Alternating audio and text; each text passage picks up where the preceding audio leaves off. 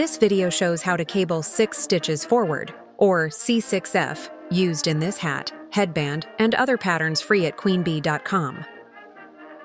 Pass the next 3 stitches onto the cable needle. Pull the 3 stitches to the front of your work. Knit the next 3 stitches. Knit the 3 stitches from your cable needle.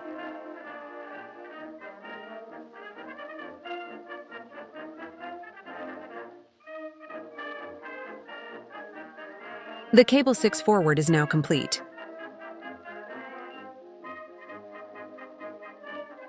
And again, pass the 3 stitches onto your cable needle and pull them to the front of your work.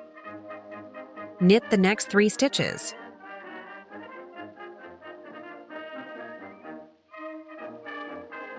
Knit the 3 stitches on your cable needle.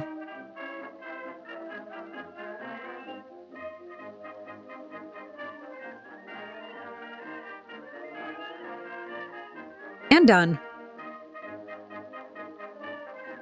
As a quick tip to avoid misplacing the cable needle, when you're done cabling, stick the needle through the completed stitches to hold it for next time.